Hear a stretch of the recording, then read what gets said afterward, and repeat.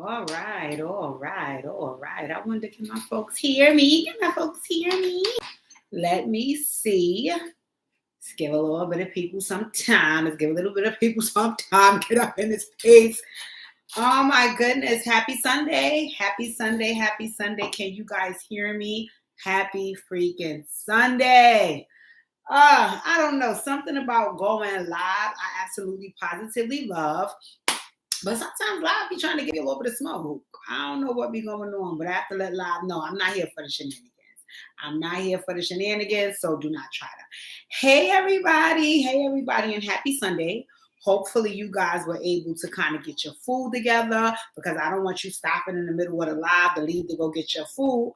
To go fix your food to continue preparing your food. I'm sorry.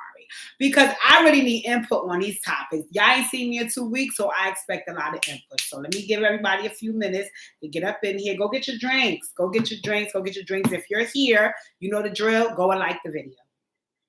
Please go like the video right now. Go like the video. Go like the video. If you're here and you're present, I need you to go put the thumbs up on the video. Please, I'm begging you guys.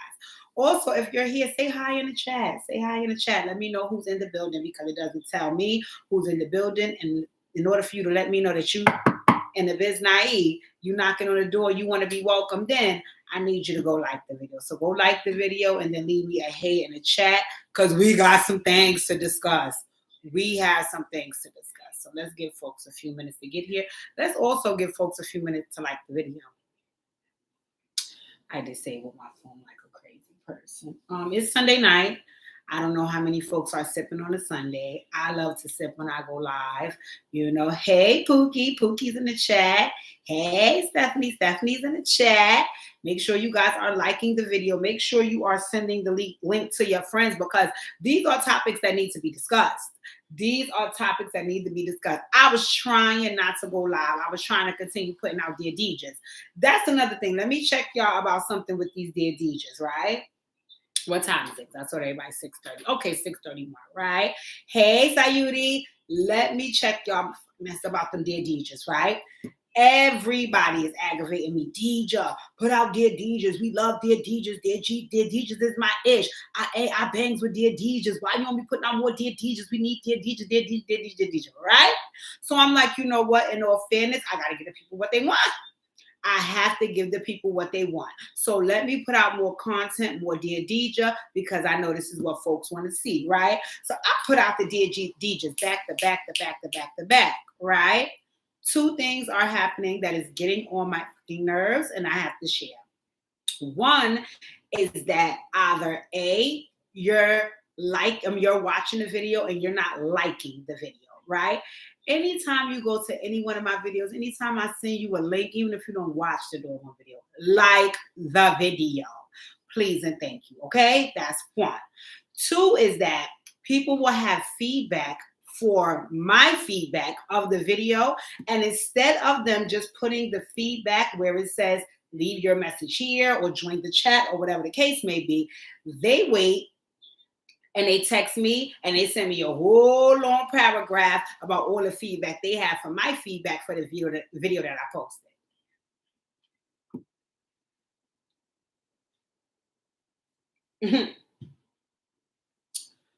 If I wanted to have this conversation privately, I would call you or text you about what the fuck I'm talking about, okay?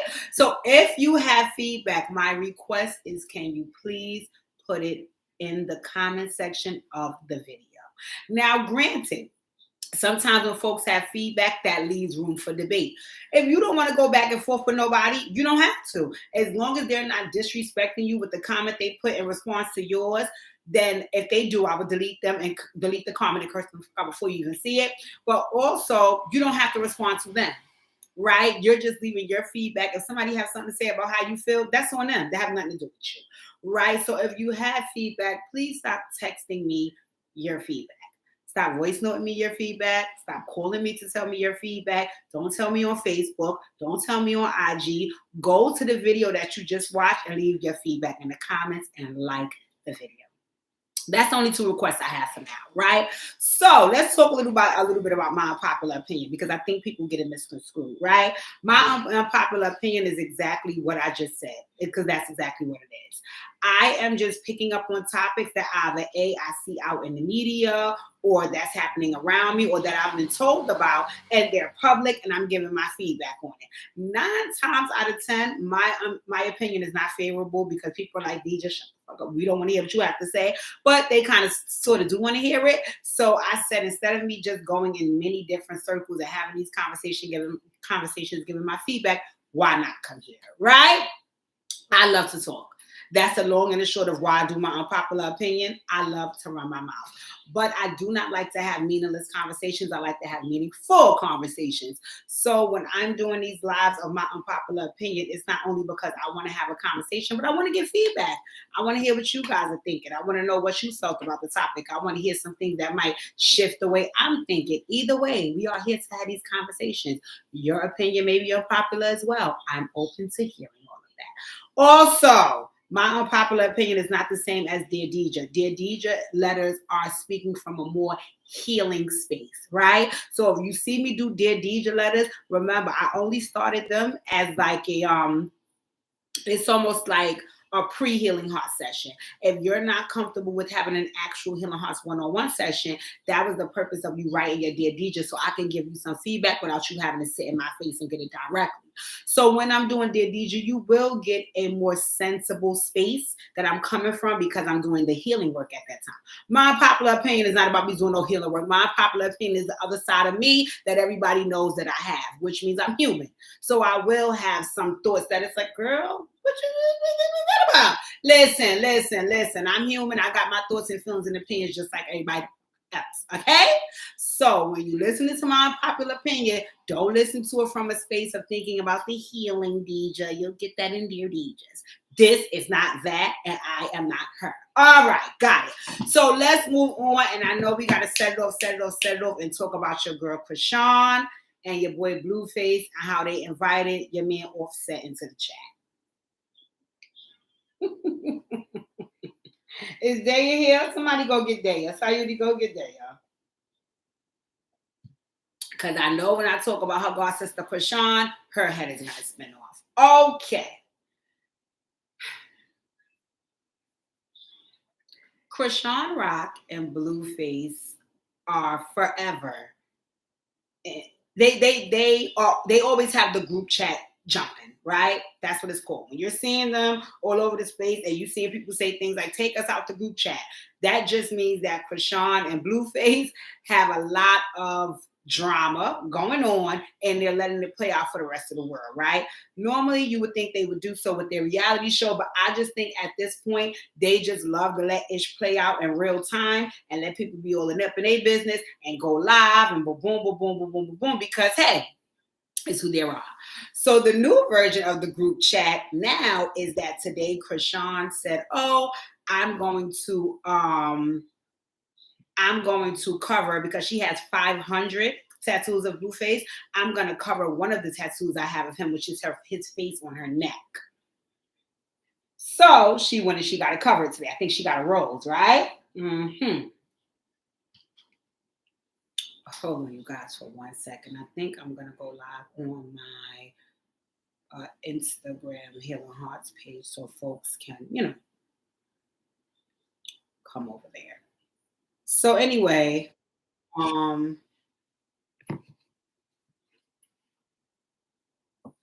Hey, my IG folks. So yes, I am live here on my YouTube channel. If you're following me, go to my YouTube channel, because I won't be live here long. Operation Hill 100 Hearts is the YouTube channel, all right? So head on over. Anywho, like I was saying, so sorry guys. So now, BlueFace, Chrisean went and covered BlueFace's tattoo on her neck with a rose. So BlueFace proceeded to give his commentary about her covering her the tattoo. Hi guys, if you are here, send a wave, but I won't be here long, so come on over to my YouTube channel, Operation Hill 100 Hearts, because that's where the video will continue. I'm just giving you guys a little precursor here. So anyway, now he said, well, listen, it ain't no accomplishment for me to be tagged on no hoe, especially when they screwed Offset 2 weeks ago or 1 week ago or last month or something like that. So now Offset has entered the group chat because BlueFace put him in there, but he's crafty, so he said Cardi B's husband. So now when he said that, Offset said, Chrisean said, oh, okay, well, the reason why I'm deciding to move on from you is because you're a weirdo, and you being a weirdo, I saw your porn history and you were looking up gay porn, right? And she was like, at the end of the day, if that's what you're into, that's no problem. My only suggestion was, I think that you should let me know to see if that's what I'm into, right? So, of course, that was her attempt to call him gay, right? So now Offset enters the chat. Hi, Tyrone. Come to my YouTube channel, Operation Hill 100 Hearts. I'm getting right in this live. So now Offset enters the chat. Offset is like, hey, how y'all doing? I don't know that lady. I've never spoke to that lady. And please leave me out the weird shit, right? So BlueFace came back, and BlueFace was like, listen. The whole world watch what we do. The whole world know what's up. And when you start in her, you know you want to be invited into the group chat. So you in here, and that's what it is, right? So now the whole argument is Chrisean is saying, you're a liar. I did not do that. BlueFace is making an attempt to come with receipts like, yes, you did. You did it on this date. You did it at this time, so on and so forth. The new receipt that I saw got dropped was that the reason why BlueFace is saying that Chrisean slept with Offset because they were all together at a birthday party in LA November 10th. I can't remember whose party it was. Hey, come to my my YouTube. Sorry, guys. So I forget whose party it was, but Offset was there, Chrisean was there, everybody was there. So because they were at the same party, according to BlueFace, they went in a school. I need questions. I need answers. I need, what do you guys think? What do you guys feel? Is it realistic for Offset and Chrisean to hook up? Me personally, I'm gonna say, oh yeah.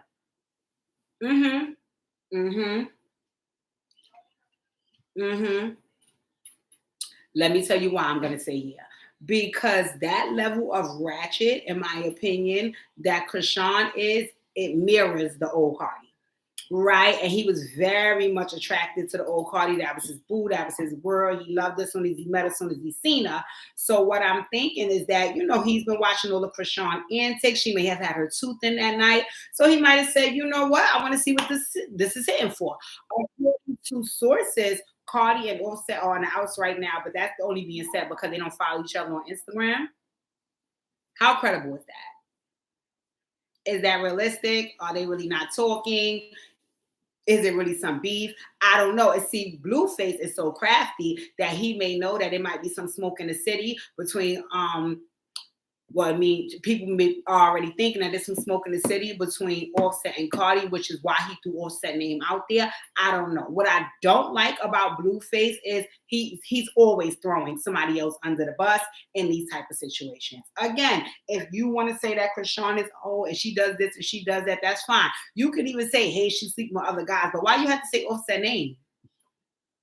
Why do you always do that? You was doing that with Little Baby. And my thing is, again, I understand that you may want to try to prove your point of the type of woman she is, but I think throwing other men under the fire, especially when they have their own relationship, is a form of borderline hating. Why?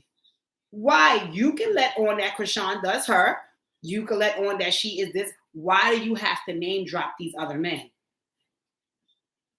So for me, I personally can't really stomach Chrisean or BlueFace. They just get you a lot of views. But I'm over BlueFace with this whole throwing the other guys under the bus. Stop. It's enough.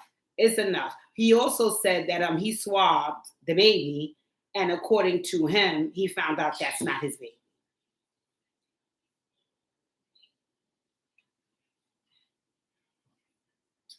It's antics. It's antics beyond antics beyond antics, and the antics will continue. Right? So let's see what you lovely folks are saying in the chat. Pookie said BlueFace is a hoe for that. I agree. I agree. I agree. I think on so many levels, I think Chrisean brings the whole out of BlueFace. Right? I think he would want to stand tall and be solid and be manly, but I think for whatever reason, he's so connected emotionally and financially to Chrisean that she brings the whole out of him. I don't even think Jaden Alexis brings that level of emotion out of him. So every time she does something, he turns into a bitch in order to try to get a payback. And it's like, bro, when is that gonna stop? But we live in an era where, that's pretty much cool. That's pretty much what the people do. That's pretty much what the people do. Earlier, I had went around the corner from my house to get me some straight backs for under my wig. I had washed my hair yesterday. And a guy was having a debate with his woman. And she was in the building next to the place I was getting my hair done, but she was up on the terrace. And he was outside in the middle of the street, foaming at the mouth, screaming and hollering for at least 40 minutes arguing with her. And I was thinking to myself, number one on the list, if you live in that apartment, or why you can't just go upstairs and argue? And if you left out, wouldn't that signal that the argument is over? Why are you leaving out to go outside and further make a scene about what you two should be discussing in privately? I wasn't raised like this. I wasn't raised like this. I wasn't raised where men are so openly emotional, and I'm not saying it's a bad thing. I'm just saying I'm not used to this. How I was raised is that, women are very emotional, can't handle their emotions, and you more so have the men like, listen, hey, you need to think rational, you need to try to, handle that a little better. And they are pretty much like the sounding board for us women when we're losing it. But if the men are losing it just as much or more than the women, where's the sounding board? So with BlueFace, I have to agree with Pookie and say that was some whole shit. And I also agree that, and I also am going to say, I think that Chrisean brings the whole out of BlueFace. And again, the fact that it's still, I see Carlissa chime in, the mama. But I also wonder, and this is a serious conversation that I'm willing to have, right, is a lot of times too, what I saw was, most men that were raised with emotionally available and emotionally stable men, even if it wasn't your dad. Let's just say you was raised by an uncle or, a cousin or another male figure in your life who was emotionally stable. For the most part, whenever I interact with those type of men, they are really good at kind of keeping their emotions intact and being rational because that's the way they were raised. A lot of times when I see emotions seeping out of men, they don't really have the background of being raised with male figures who are emotionally stable or male figures who are present, right? Because it's another thing to say, hey, my dad was around, but all I see my dad do is be emotional and slap around my mom and cry every minute. And okay, so that's why you respond the way you do. And with BlueFace, it seems like it may have been the father dipping in and the father stepping out. So I think that you were solely raised by the mom, and women are emotional. So for the most part, there is some of that in you. And I think Chrisean brings the worst of it out of you. Let's see what Sayudi says. She said the mother is off too. I honestly think she violated him when he was younger because something is not right. Then the sister was on laughing. I think it's on live or something. Laughing like they all not right mentally. I gotta put my glasses on. I'm getting old. Yes, Sayudi, I agree. I also think, I'm going to tell you something about thinking that people are off. I also think that people are not always necessarily off in this day and age too, Sayudi, but I think people are chasing what's happening right now, right? So I think that, folks are conforming to what's taking place now as opposed to standing tall on what you know. So like, I'll give you an example. I remember we are in a culture where everything gets communicated through social media. Right. So if you want to ask me where I get my shirt from, instead of you calling me on the phone or texting me, you will go on Facebook and say, yo, where you get that shirt from you had on yesterday. That's just conforming to what's taking place now. I think with Carlissa, she is so thirsty, which is the mother, to get to that level of fame, and she see how it can happen. You need to be ratchet. You need to expose a lot of yourself. You need to say all of these outlandish things on the internet to get you views, to get you paid. So I think she's conforming, because I don't think Carlissa is necessarily off. I think she's greedy. And I think that's what happened when she was, even during the course of raising her kids, you were so busy chasing a check that a lot of times you were not present emotionally and physically. And because of that, they have a lot of issues with you and the way they were raised. From me seeing her tell her story and then seeing the brother and so on and so forth. But listen, y'all let me know what y'all think about this whole instrument Offset in the chat. You think Offset is a part of this? Do you think that Offset did sleep with Chrisean? Do you think Offset would sleep with Chrisean? Do you think that Offset and Cardi is on the outs? Let me know what you guys think about this. Stephanie said, Carlissa, which is BlueFace's mom, that reminds me of Mama D. That is your son, not your man. Lord, well, I could definitely see, and I've been privy to overbearing moms.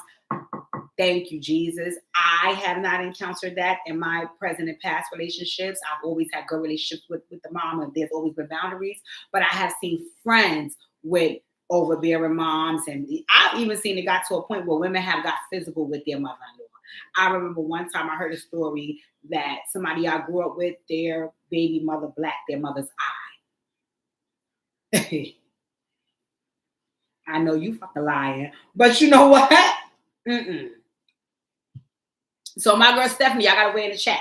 Stephanie said, I don't think that Chrisean slept with, that Offset slept with Chrisean. I don't think that Offset slept with Chrisean. I mean, like I said, Steph, I don't deny it, but I can't confirm it, right? So we're going to see what that's hitting for. We're going to see what that's hitting for, because, listen, I don't be really putting stuff. I really, really like Offset, and I like Offset and Cardi together, but I don't put past nothing past my boy Set. I don't put nothing past my boy Set, so we're going to have to see what that's hitting for. Okay. I'm going to go live on my my Dear DJ page. What is going on? I don't know why I always do this. But anyway, all right, so let's get past that. Pookie said, one last comment. He said, country niggas like ratchet. She's dirty. She's dirty. I don't know about that. Okay, so what Pookie said is she is ratchet, but she's also filthy, and Set might not be into that. But she does come across like a clean guy. So we'll see. The verdict is still out on that. I'm going to say, if I don't think they slept together, I do believe that BlueFace was smart enough to see that there may be some friction between Cardi and Offset, and he used that as an opportunity to gain traction between what's going on with his situation, right? We're going to see. We're going to see, because whatever's going on, it can and will come to fruition. I seen Akbar V into the chat and say she think that Offset did it. Remember, she don't bang Offset or Cardi, so that's why Akbar V would have a biased opinion about that. Anywho, are you guys listening to Nicki album? I'm listening, but I'm not done. So I don't want to give no feedback until I'm done with the album. So far, so good. I'm enjoying it. Let me tell you why I am enjoying it. One thing I love about Beyonce, aside from this album right here, she just dropped the You Won't Break My Soul situation. All the albums prior to that, I always like albums that give you an opportunity to have different moods, right? So I like an album that got a love song. I like an album that gives you a song for the gym. I like an album that lets you flex and floss on people. I like an album that tell you about your childhood and how you grew up. And I like when there's variety on the album. And what I do like about this Pink Friday 2, which reminds me of Pink Friday 1, it seems as though Nicki is giving variety. But again, don't chew my head off. I did not listen to the whole album. I did not listen to the whole album yet. So we're going to get back to that when I go live again, because I may have some thoughts about my popular opinion. All right. Sayuri said, I don't think he hit it. Okay. You're not going to call him Azul. Isn't Azul blue in Spanish? Because you know I'm Panamanian and Nicki is on crack. Sayuri, we are not going to say that about Miss Minaj right now. We're going to get back to that. Let's talk about Tamar.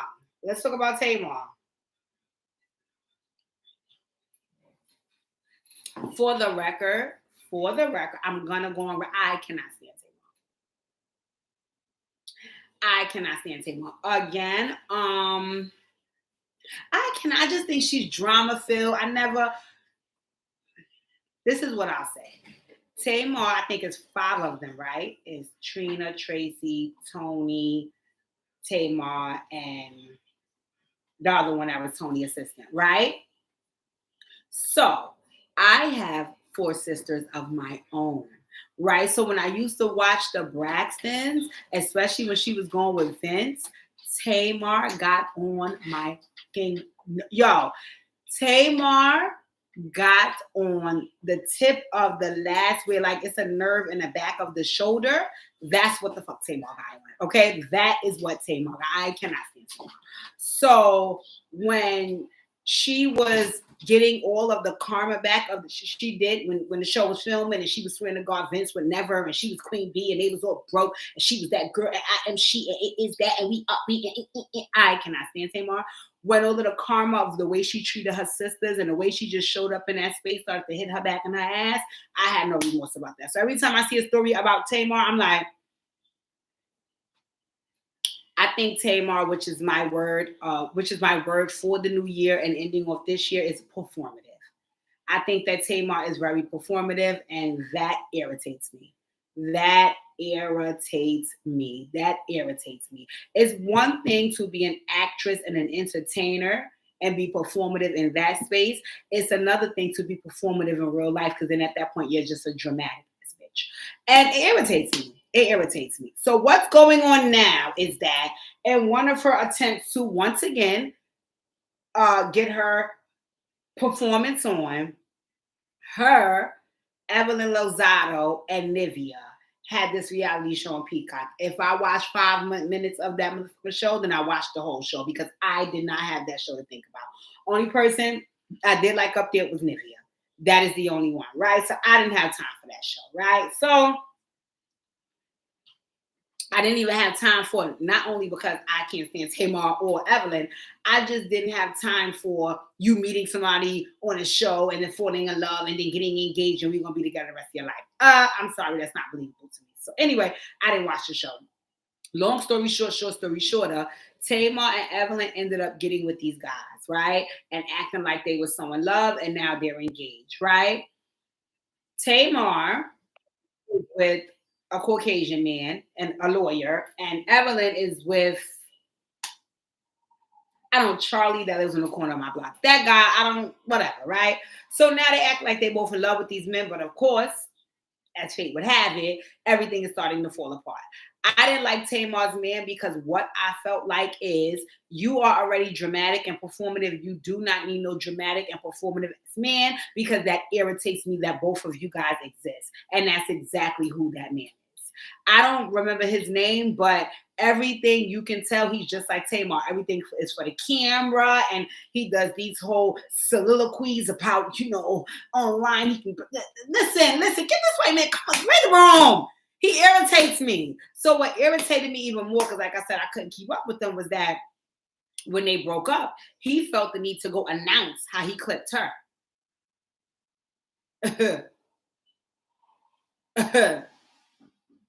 I know you fucking lying. First of all, bro, you're nobody. So the fact that you're trying to come up here and pretty much downplay me by saying like I'm nobody, but this nobody had to clip this famous bitch. I'm sorry, sis.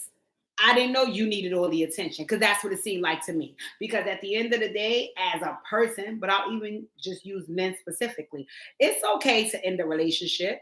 It's okay to have your reasoning for ending it. What's not okay is for you to get online and announce to the world how you had to dump a bitch. Excuse me? Who business is that? So from then he irritated me because I didn't understand the need to share that he dumped her. Right. So after he dumped her, I didn't really have this to think about, because they both irritate the fuck out of me. So I was over it. That's when you've seen a whole debacle of Chrisean, she inviting Chrisean to the concert, Chrisean slapping the Patty Pie man, and all this nut shit that took place, right? So what happened was Tommie just commented, just like everybody else was commenting on the whole Chrisean and what she did.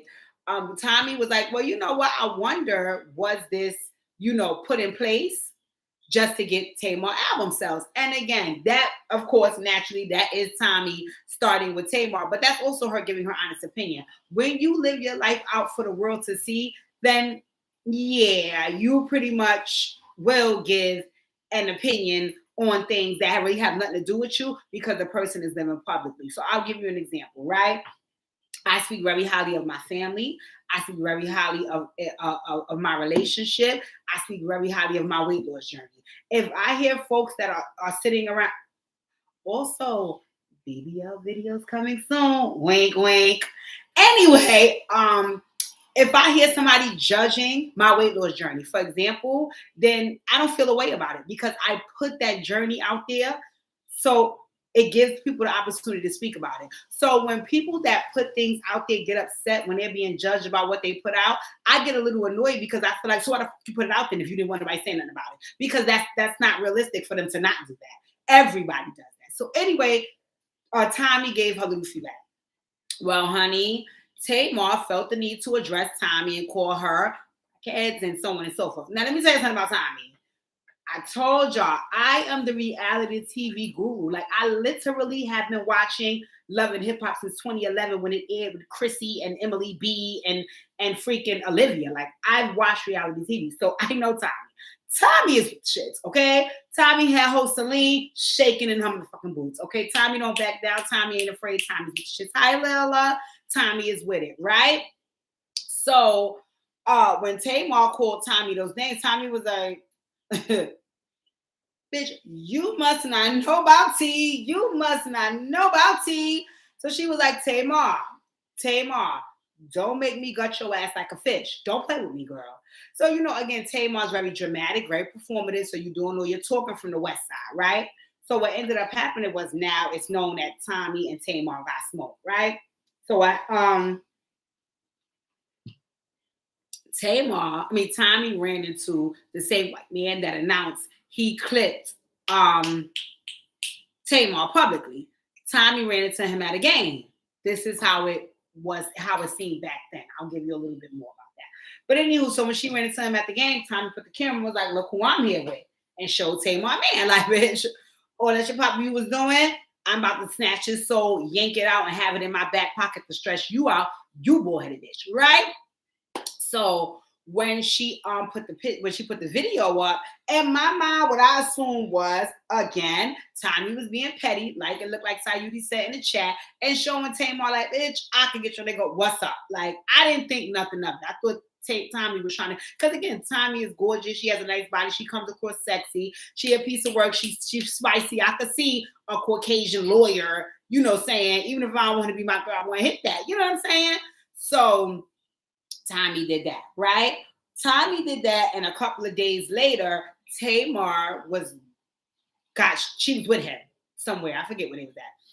And then they went somewhere to order some food, and she went on live ordering the food, saying how, she's back with her man, and she wouldn't, leave a good man and a good man, how she had to break up with him, but now they're rekindling. And I'm thinking in my mind, you rekindling with the same fucking Tom Cruise. No, he ain't Tom Cruise. You rekindling with the same powder looking that was on live saying, hey, he had to clip you. What's up with that? Because my whole thing is if y'all is rekindling, let him go live and see how he came back for you, bitch, because he already let the world know how he clipped your nut ass.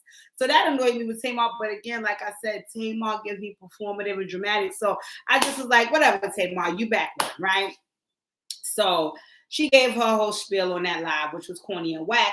And then the other night, again, another concert. And on the concert, she's sitting down. Because you know how sometimes when people give concerts, they sit on the stage and do their little talking to the audience. Well, she sat on the stage. She was talking to the audience. And she was like, yeah, I had to go and snatch my man back. And coming at Tommie.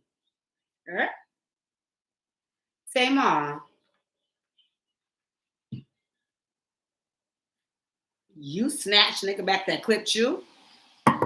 Tamar, come here. We don't snatch back niggas that clip us. Listen.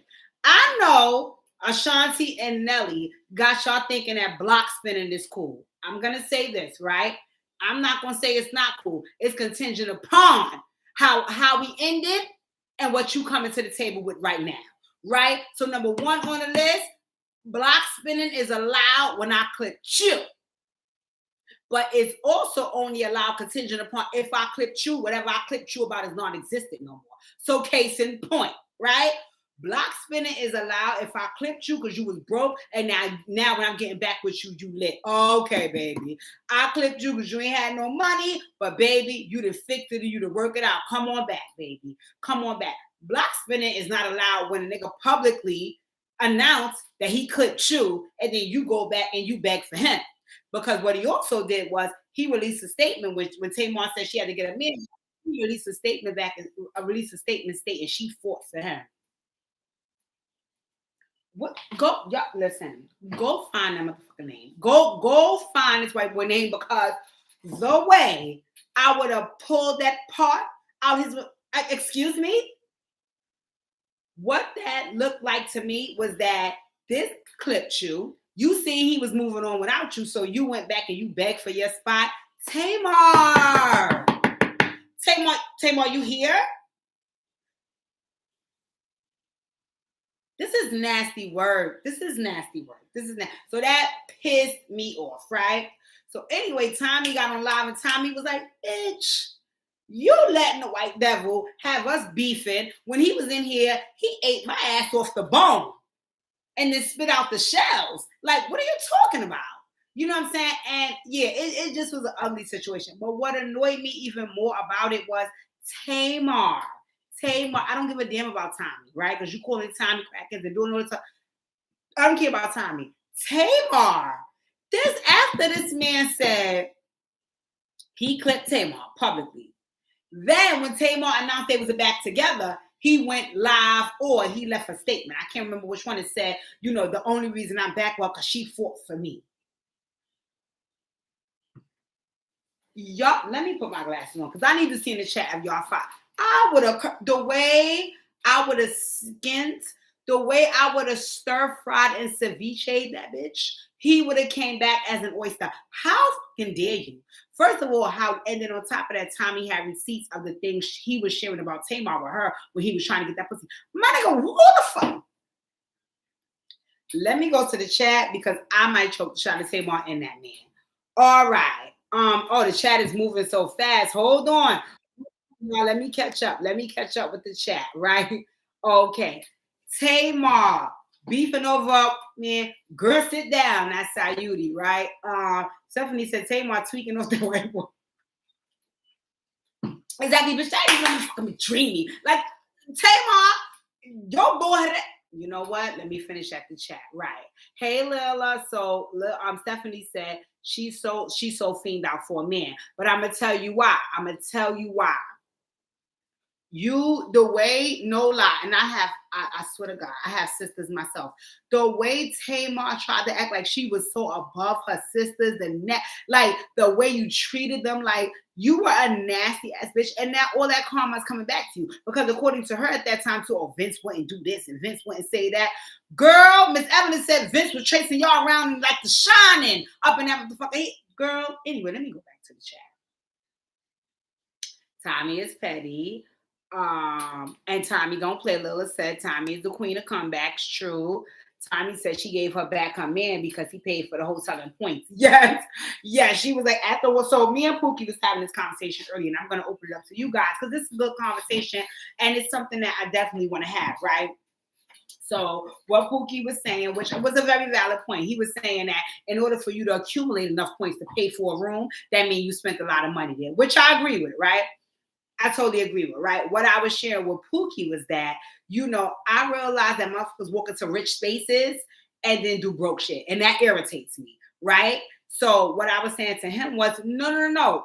I'm almost sure in the past he spent money and that's how he got the points. I'm not denying that. But I think Tommie's whole point was, but if you got the money, spend it. What the fuck are you using the points for?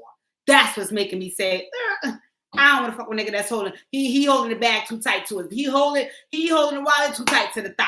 That's irritating me because you already use your points for a room for me. But one could also argue you are a reality star crackhead, which is what my ex-girl calls you. So I don't need to spend no real money on you. So yeah, you get the points, sis. So it's a lot of places to come from that with. But I understood both parts, which is Yes, if you have the points, that means you spent enough money to earn the points. But the other part about that is if you so-called rich and you got all this bread, spend the money while you using the points. But then the third argument is, well, bitch, I'm losing the points because I think you're a low-level hoe and I just want my nuts sucked through my drawers. So I don't need to use my money on you. I'll just use my points that I was saving just in case I met a prostitute like you. I'm just saying what could have been the thoughts. Right or wrong, right or wrong. Let me continue to read the chat. Right? Child, keep Ashanti and Nelly out, please. They happy and God bless them. Ooh. Tamar has been lost since the big man left her. And once the sister died, she went crazy. She losing it. Stop. No, Sayuri. She didn't give a damn about Tracy. She treated Tracy like shit. She was lost ever since her and Vince because what happened was she thought she was Jesus Christ when she was with Vince. I watched that bitch. She treated everybody like shit because Vince had money and she felt like she was Jesus Christ because she was dealing with a man that was taking full-fledged care of her. What she did not know is that Vince could get the fucking lap band and get some self-esteem, lose some weight, and let that hoe know I don't need you. And that's what happened. And when she saw that he was trying to flex on her, she started running that dramatic ass performance in his mouth, and Vince started going in that mouth, which is what caused the divorce. I ain't saying domestic violence is right. I'm just telling y'all what they told me. Right? So I can see how that went, right? Yes, the live with Tommie. The son. I saw the son.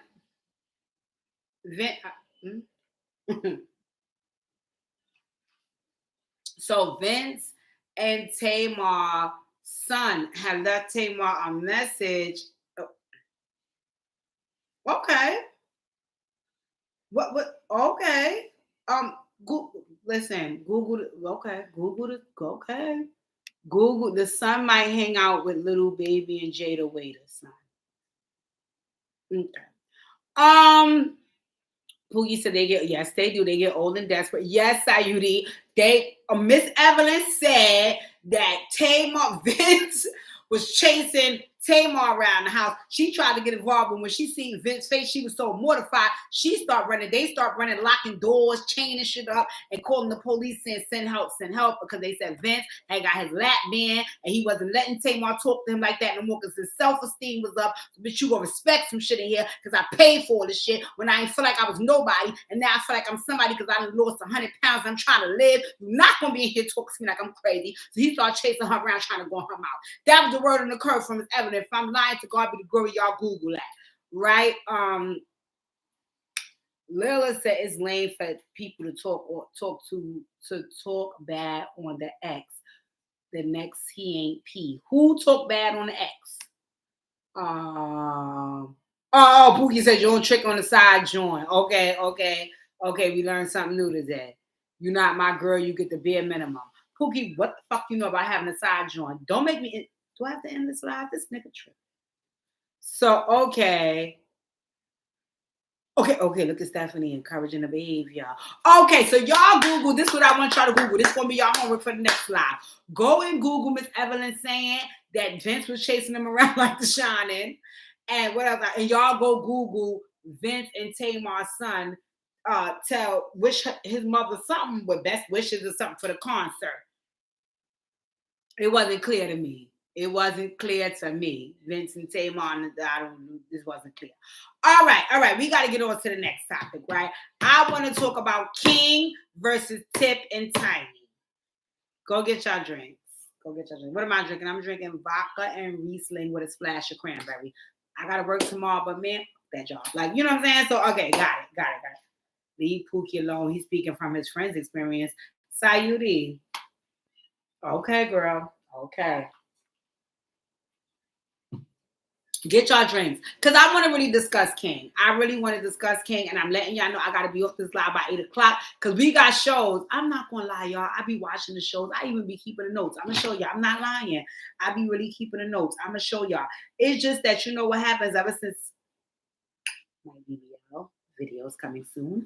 I stand up at work all day. So when I be getting home, I don't be feeling like recording. But look, I keep notes. I'm not lying to y'all. Look at all the notes I kept. This is from Married to Medicine last week. I keep notes.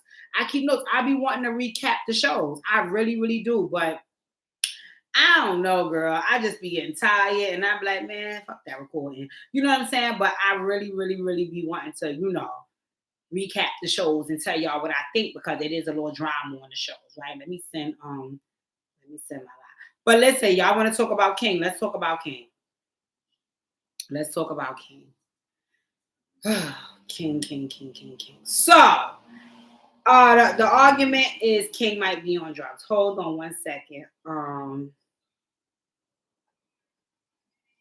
Hold on. Go get y'all drinks while I'm sending out telling people because we got 2 more people after this. We need to discuss King. And I know that folks are not too happy about what King got going on. But listen. So I had watched. Let's see what the chat's saying. The chat's saying, look at Pookie. Tell us Sayu the year, Sayu. Right. What's your Sayudi, text me where you live? Because if Pookie ever needs, okay, got it. Oh. They said, what's T? Is King on drugs? Sayudi said, why would King ever respect Tiny or T.I. when Tip was in the joint? She sent him to her mother's house. They didn't raise him. Lila said, that little balled up garlic knot. Look what they call King. Wow. I can't stand him. Pookie said King standing on business. They didn't raise that boy, so the respect level isn't there. And Stephanie said that's mama, baby. Wow, Lord. Okay. Let's talk about it. So I want to say that I watched a video of Zanique. Zanique is Tiny's oldest daughter. So when I watched the video of Zanique, she was there talking about her upbringing, doing an interview. And again, Zanique is very close to her mother, and she's very close to Tip. So throughout the whole thing, I can honestly say she was not trying to play Tiny or Tip. She's not against them. She don't have no smoke with them. She just was giving the facts on her thoughts about her upbringing. I want to say something about your upbringing that I find to be true, right? I don't care if you were raised in a household with a person that slept next to them in the bed your whole life until you was an adult and got your own apartment or house. They can give you a totally opposite experience than you had when you lived in a house with them. And sometimes you be looking at the person like, I'm sorry, but what house you was in? Because I wasn't there where you was at for what you describing right now. That sounds very foreign. I didn't grow up in that house. And it's like, well, I did. And it's like, well, when did you? Because I slept next to you every night. We took baths together. We went to school together. We did our homework together. We played together. So what person or what household did you experience that everything is so different from me, right? And I'm telling you right now, I've seen it done a lot of times. And I've seen it cause friction between families because then you will have folks say, well, you're lying. You're lying. That's not the way your household was. That's not what happened. You're not keeping it real, yada, yada, yada. And I think that folks take away from other folks' experience. And I don't think it's fair to take away from other folks' experience because whether you agree with it or not, whether you believe or not, whether you was there or not, whether it happened or not, they have a right to feel what they want to feel about their experience. And when you take that away from them, you devalue their experience. And once you devalue a person's experience, you diminish who they are to them in your eyes. So like case in point, if I tell a person I've been abused, right? I feel like I've gotten beat on or whatever the case may be.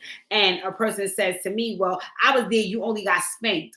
I'm looking at the person saying, well, you think that I'm feeling this way because I got a little pat on the bottom. When no, I'm feeling this way because I'm really genuinely hurt about what transpired. And it's like, I mean, it wasn't that deep. You needed to get spanked. Bitch, I don't feel I need to be whipped with that wet extension cord in the back for 3 hours, but you think I should have? Like, that's not cool. And the reason why I know that to be true, because even looking at my own experience, like I said, I have many siblings. And I realized that I could experience my parents totally different from the way my siblings experience them. And depending on how you share that, when it's done without compassion and without empathy and with judgment, you can make the other siblings feel uncomfortable and they can also turn on you. Fortunately for me, I've never had my siblings turn on me because of my experience, and I've never turned on them, but that is something realistically that can happen. What I think is happening with King is not only does he feel like he had a separate experience from his siblings, but I think also he feels he's upset about his experience. It ain't that it was a separate, it's that I'm mad about it, right? So like, I'll give you an example. I was raised in a household where negative things was frowned upon, right? So it's not, you shouldn't be smoking and drinking. You shouldn't be doing this. You shouldn't be doing that, right? Which, again, as parents, your parents should be saying that to you. My only concern was if my mom is telling me that I should not be smoking cigarettes because they're not good for my health, but I'm lighting her cigarettes for her. So for me, it irritated me for her to tell me that something wasn't good for me and I shouldn't be doing it when I'm sitting here, bitch, watching you fucking do it.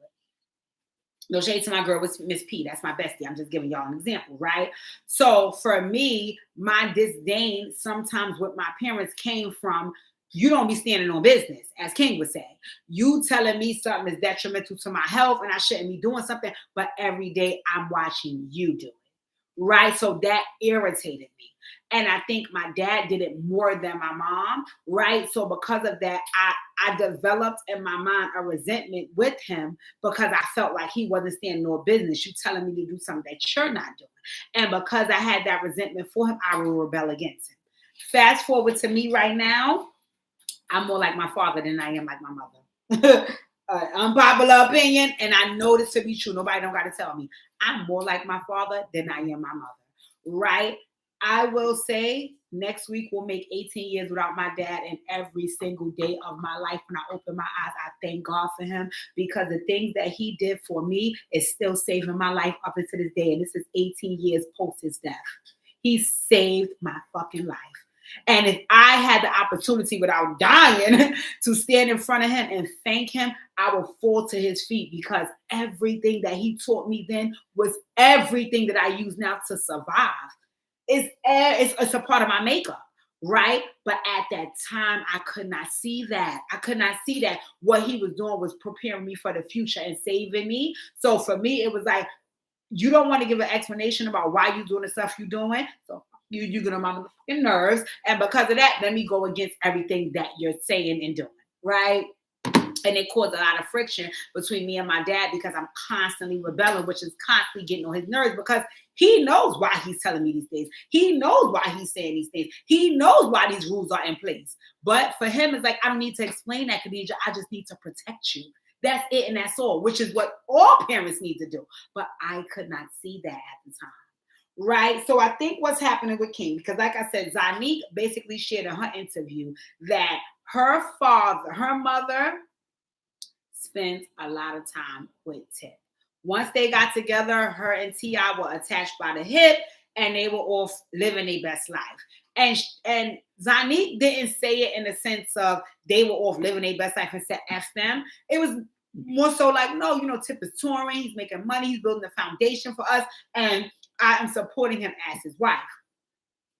What I feel like, and I could be wrong, they didn't factor in is how much of an effect that would have on their children. And I say that because I do appreciate that you made enough money for us to live in a certain neighborhood. You made enough money for us to drive, to go to certain schools. You made enough money for us to drive in certain cars, right? But in the same breath, as you're out making the money, you're not physically present here. You're not emotionally available here. So all of my experiences that I'm having on a daily basis, I'm having them without you, which I believe build a level of resentment. I think Zanique has a level of resentment too. I just think that she's older and has a better relationship with her mom. So she also has her own kid. So she kind of understands why her mother did what she did. But I think they all feel that like, y'all wasn't there. Y'all was not there. And I think King's whole plan, like I told you what my plan was, is to rebel against Tiny and Tip because they weren't there. So now, instead of me going with, oh, y'all raised me in the best schools and the narrative is I lived the best life and y'all gave me everything, I'm going to go against everything y'all think. Y'all motherfuckers wasn't here. I was in the ghetto. I was in the hood. I'm a trap nigga. I'm from the streets. Fuck y'all. And I think even if you paid attention to the video, you could see his whole plan in that video was to rebel against everything that they were saying.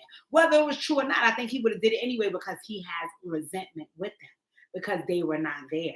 And the reason that made me feel that way on an extra level was because the very next day when he was posting stuff about, oh, I stand on business and I don't care who it is, he had put up a post and tagged his grandmother. the Tiny's mother who raised him and said, as long as you not mad at me, then I don't give a fuck about nobody else. You know why he felt that way? Because the grandmother was there. I share with everybody. I'm not a parent. I'm not a parent. So I have no parenting advice to give.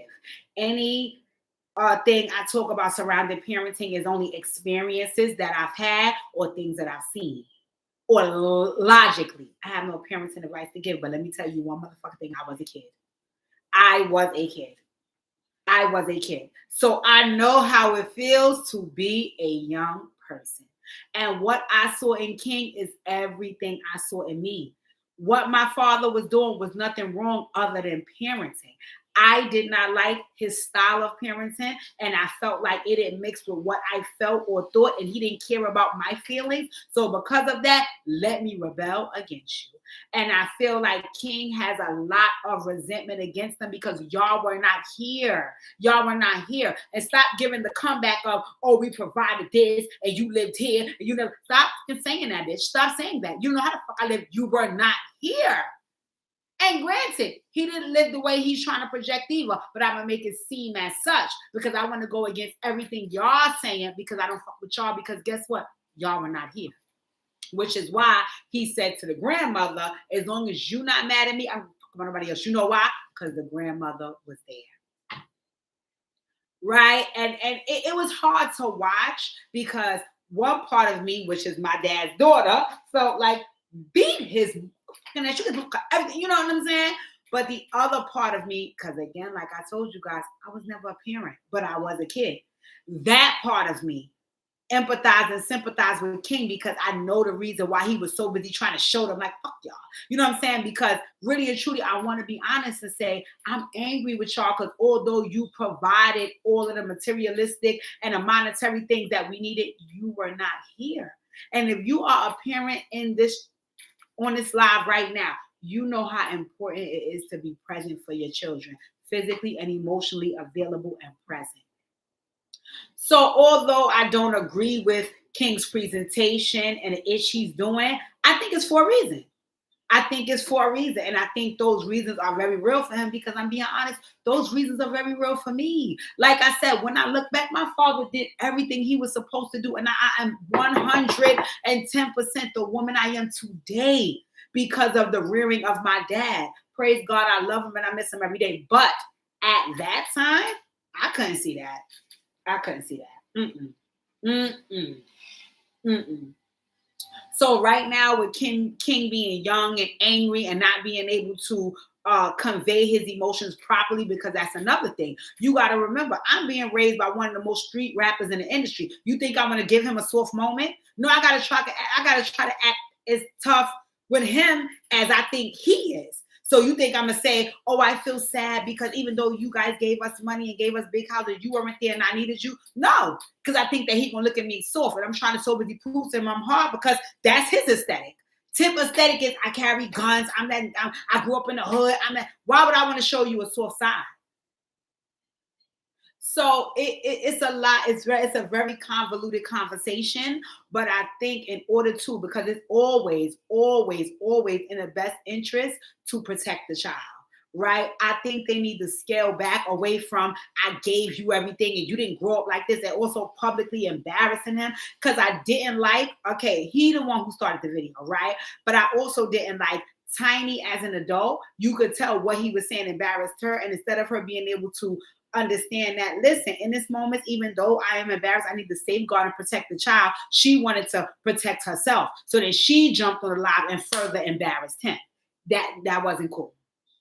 That wasn't cool because in those moments, you're worried about self and you're not protecting a young person. And I'm not saying King is right. I'm just saying in these moments, it should never be parent before child. At least that's what I know. Right. So let me go to the chat. Let me get some feedback. Right. Daya. Hi, Daya. I'm happy to see you. Missed us about your work, Chrisean. Go back and watch the video later on and give me your feedback on the video about Chrisean. But Daya said, yes, I can agree. My whole family be turning on me because I'm famous and a star. That's right, Daya. What you is, girl? And Pookie said no nurturing was present by the parents and they was embarrassing him in public. It could have been a defense mechanism. Wow, I just talked about this. And they said that's why I appreciated being a stay-at-home mom for a while, because I had that time and with my kids to raise them and not always out working and doing other things around them, which praise God, my mom had that too. I love that stay-at-home time. I pray that Pookie get rich enough that I can stay home with my kids a little while too. And they had said after all that stay-at-home stuff is over, it's grind time. Mommy see y'all when she get rich.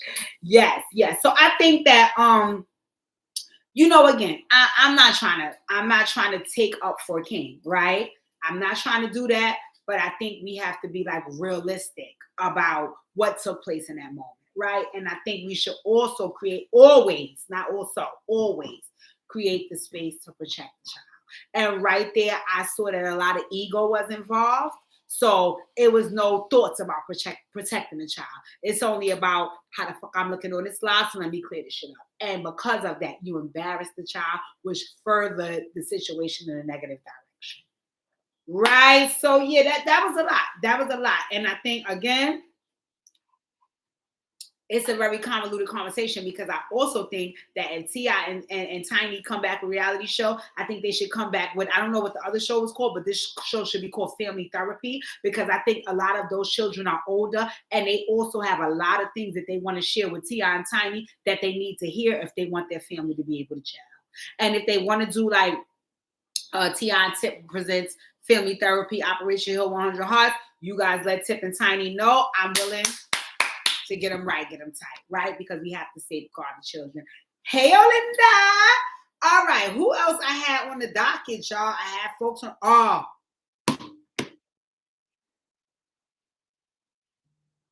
let me see what time it is, because I got to be ready for my 8 o'clock show. It's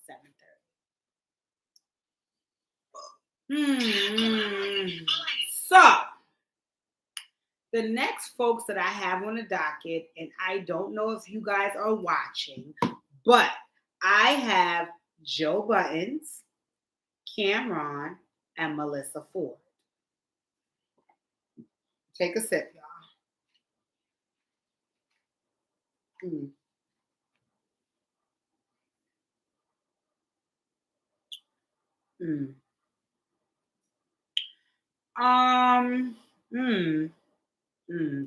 I do not watch the Joe Buttons podcast.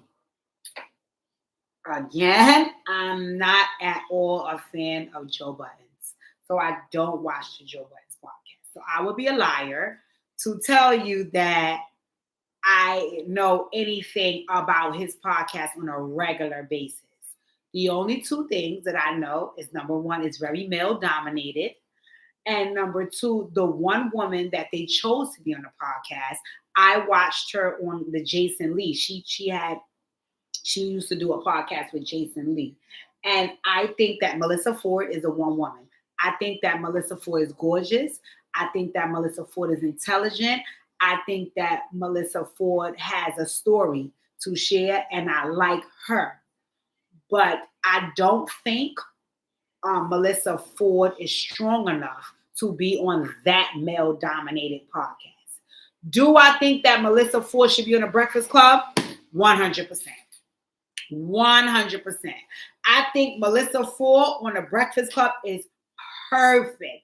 I think Charlamagne will be so mesmerized that he's on the set with such a beautiful woman who he would never have been able to get next to if he didn't have money. So he would be delicate with her. I think Envy is just a cornball at heart, so he wouldn't be disrespectful towards her. And I think she would be able to voice her opinion, and she would be able to show her intelligence, and she would be also able to be protected in that format. But from what I know from Joe Buttons and watching him on reality TV, and even in some, Joe Buttons don't need no weaknesses around him. And I do not want to be disrespectful and call Melissa Ford weak, but what I will say is that is how she appears on the Joe Buttons podcast. And in all fairness to her,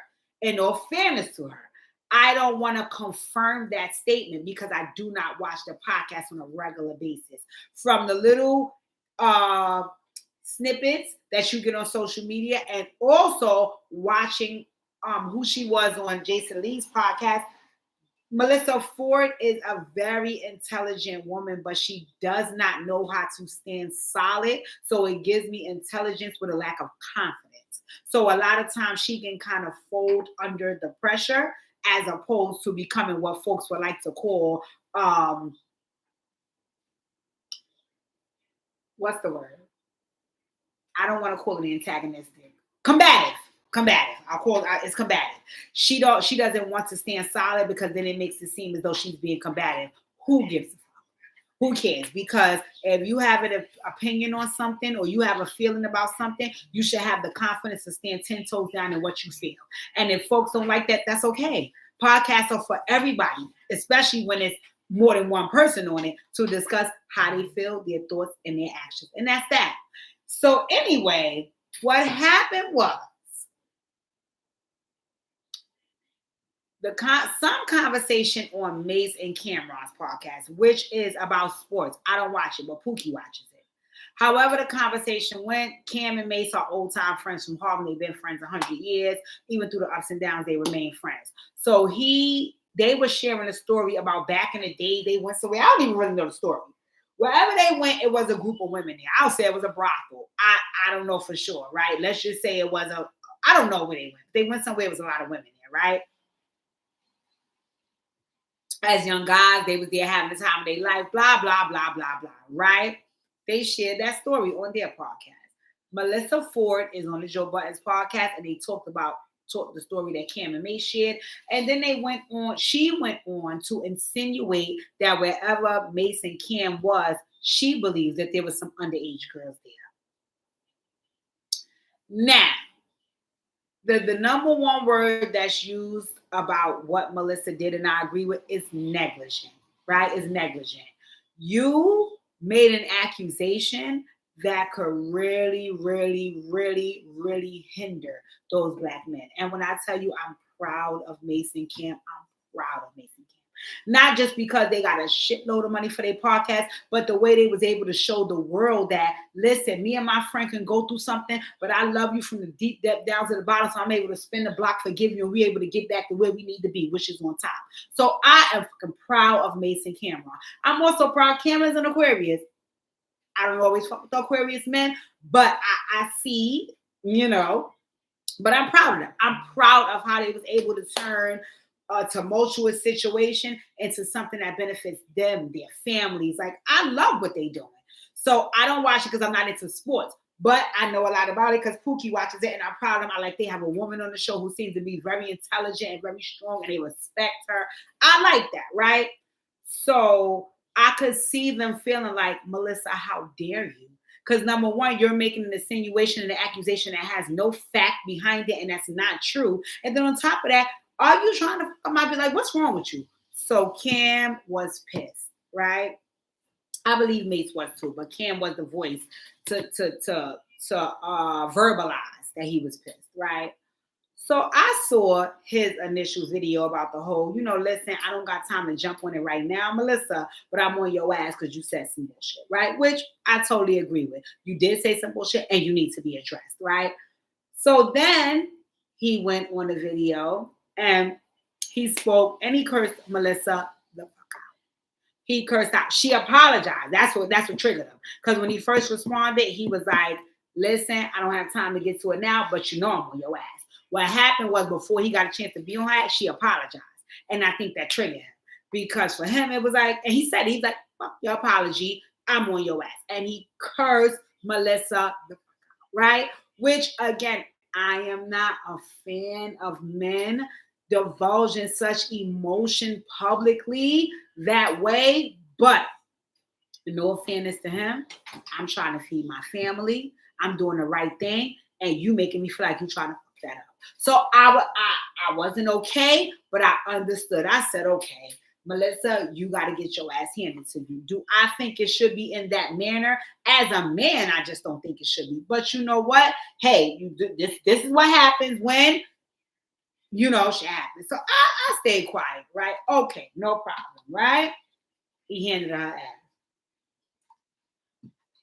Then he went home and got on another however many minute rant on live and handed her ass again. You not from this country, all this, right? And again, I was there like, Cam, we get it, baby. Okay, Melissa, Melissa, you gotta wear this. Melissa, you fucked up. You gotta wear this. So I was like, okay. That public display of emotion, yelling and spitting on the camera and all that, I personally am not a fan of that from any man, no matter the situation. But who am I to talk? Because I was okay with Will slapping the fuck out of Chris, and I'm going to stand 10 toes down in that. So I'm like, okay, give Cam, this is time number 2. Tearing Melissa head off. You know, and I was like, wow, he being really nasty. But again, you felt like she was trying to jump out. Whatever the feeling you felt, right? Got it. Well, anyway, I saw, and I want you guys to let me know if I missed something. I saw that Joe Buttons had a rebuttal, right? I'm going to find a rebuttal because, okay. But let me find Joe rebuttal because, you know, he, I mean, he said what he said, and it went how it went. And let's see if I can find Joe Budden's rebuttal for you guys, because I want y'all to hear what he said, right? Because, you know, me personally, like I said, my feeling is that I think that 100% Cam should have been angry. I think it's okay for Cam to express his anger. I just felt like he went really hard on a woman, even after she apologized. But again, he could still feel that way and still go hard. My concern was that, you know, Joe Buttons also had some things to say. And it seems as though, you know, you were incredibly quiet when I didn't hear what Joe said. I mean, what Cam said in rebuttal to Joe. So let's see if this is it. Hold on. Let me see. I'm trying to find it for you guys. And I'm sorry, I should have been more prepared with this one. Because, you know, I just didn't like this. I didn't like, you know, I didn't like Cam. I felt like the response from Melissa was overboard. But who am I to say what you should feel, right? I'm not allowed to say what you should feel. What I didn't like was, you know, when it was time for Joe to speak his piece, and I'm guessing Cam, I mean, he was basically in defense of Melissa and what she said. I felt like the response from Cam, and again, I cannot say what's going to happen in 2-3 days. I'm just telling you what I didn't see today. I saw Joe Budden's response, and I really want to find it so y'all can hear it. And I haven't heard Cameron's response. Now, when it was Melissa, his response came in 0.2 seconds, and it continuously kept coming. And in all fairness, I'm not saying that Cam is scared of Joe or nothing, but I felt like it was so much energy for this woman. It was so much energy for this woman, and that energy was immediate, right? All Joe Buttons is doing is showing you how much support he has for the person who did what you didn't like, and how he has support for what she did. So I felt like, shouldn't that same energy be met with that man? So I got a little annoyed today because I felt like if you could continuously stomp on Melissa's neck, a woman, which in all fairness, she brought that on herself. Joe is bringing it on himself too. Where are you? Where are you, Cam? Where are you, Killer? Right? And according to Pookie, Cam waited days to respond to Melissa, so he may be waiting days to respond to Joe.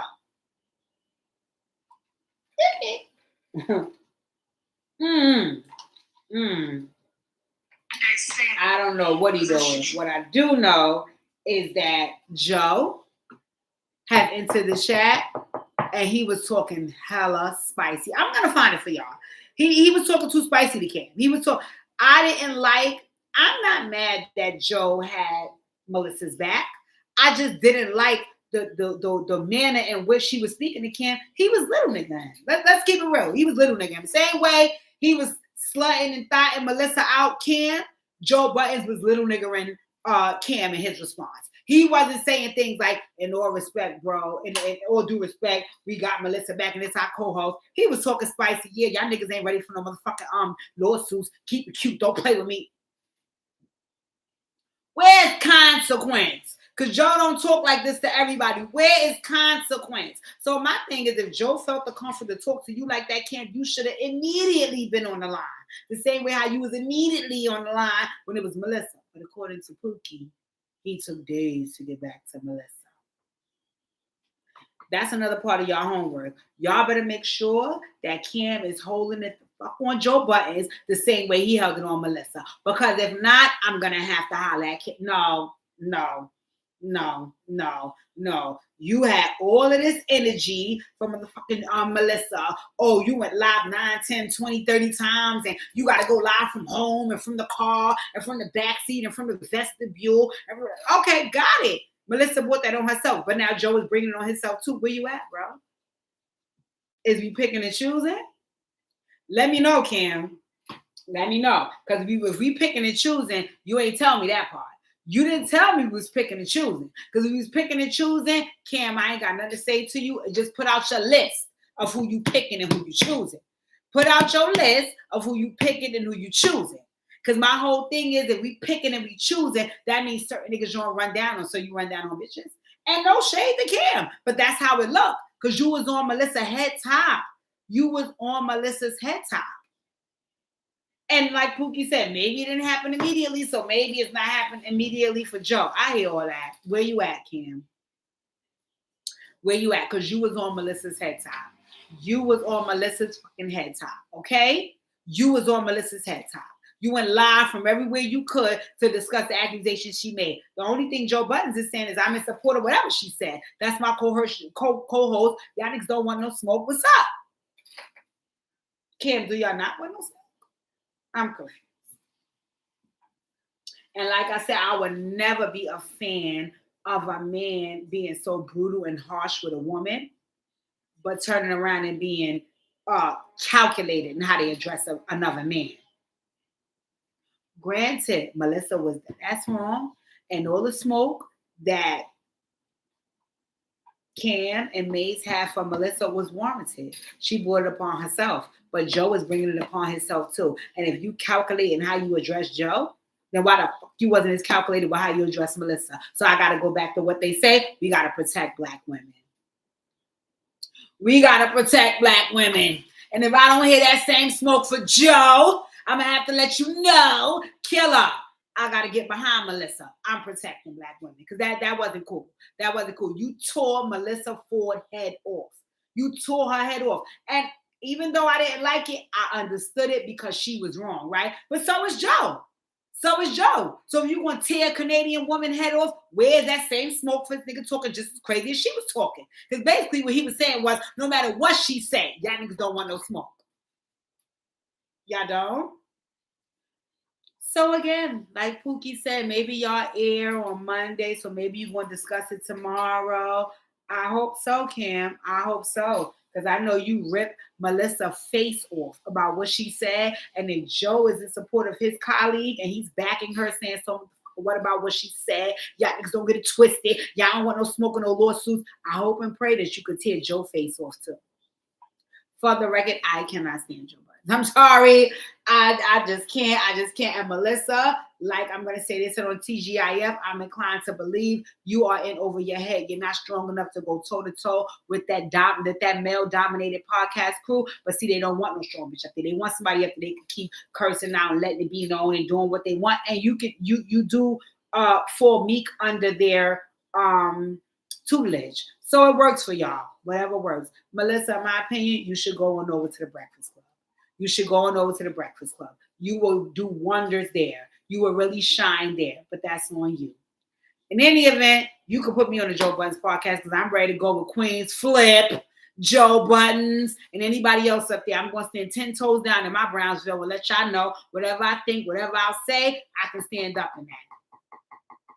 And in any event, I married the shooter just in case you niggas want to breathe hard. So, I can go wherever y'all needed to go. But in all fairness, We are at the end. We are at the end. We are at the end. I gotta go watch my 8 o'clock shows. I'm telling y'all, I'm watching these shows. What I think I'm gonna do is, I think I'm gonna tune into my IG. If you here, you don't follow me on Instagram. On Instagram, I am born BORN_Bossy with 4 Y. So that's born BORN_BOSSYYYYY.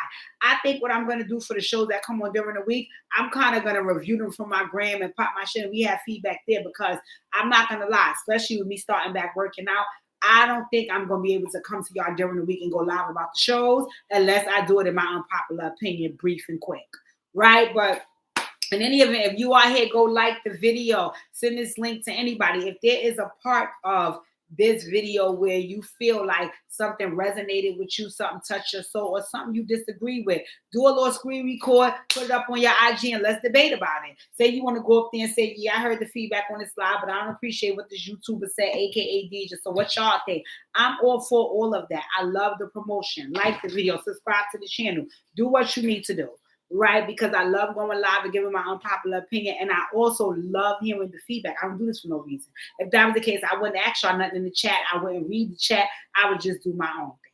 Right? So let me just get a couple of more things from the feedback about what I said about the Joe Budden's Cameron piece. And then we're going to log off, because we have our 8 o'clock shows, ladies and gentlemen. Bravo. You're watching Real Housewives of Potomac. You're watching Married to Medicine. And then you're clicking over to Zeus so you can watch Baddies. We need to have some discussion about it. Okay, Pookie said, not Junkie Joe, the man who has a history of abusing women. He better chill before Killer Cam come with the bloods. Okay. Also, call a spade a spade. She was straight hating and shouldn't been allowed to make shit up. Ain't that how Cardi sued that girl, meaning Tasha K? That is 100% how Cardi did that. Pookie also said, will you pitch the tennis? Where we'll have the circus. Look at my Pookie losing my line. Ain't that what you always say? That is what I always say. What that means is that if you embarrass me right here on Pickens Avenue and Sutter Ave in front of 1881, this is where I will get your ass together.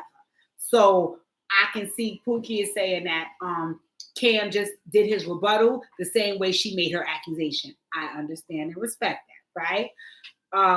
Then he also said he waited days to respond. Okay, so maybe he's gonna wait days to respond to Joe Budden. Like I said, that's everybody's homework, is to watch the Cameron show to see if he give the same business he gave to Melissa to Joe Budden, right?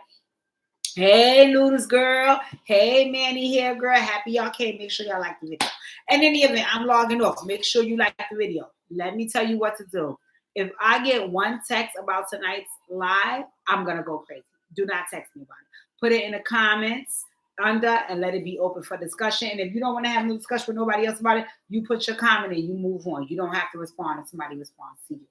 Thank you guys for tuning in. If anything resonated with you in this video, make sure you screen record it, make sure you screenshot it, and you send it to me so we can further the conversation, because these are all conversations that we're having on a daily basis with our people, you know, just to kind of get some feedback and hear where folks' head is, and to also give you a different perspective on things.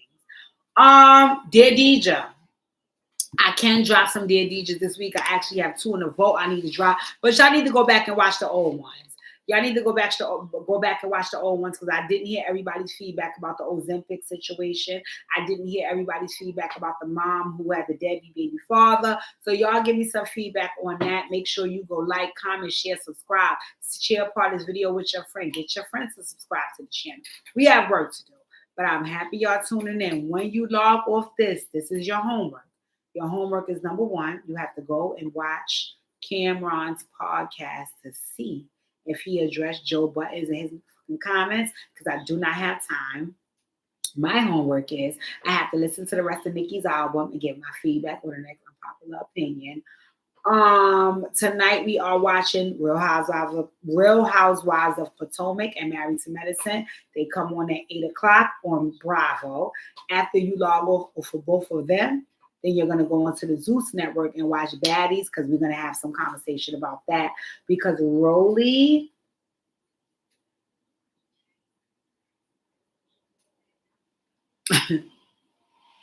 also BBL videos will be coming. Weight loss journeys video will be coming. The new booty reveal will be coming. So happy with my work.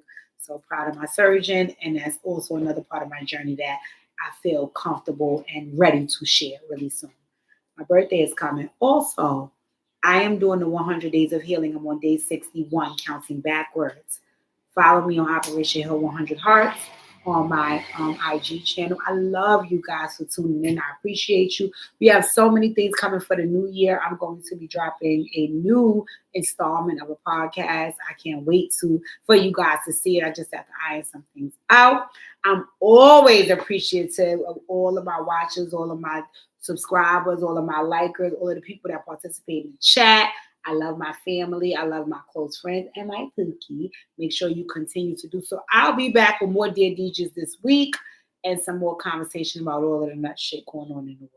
Make sure you like the video. I love you guys and happy Sunday. Go watch Bravo so we can talk about them shows. Love you.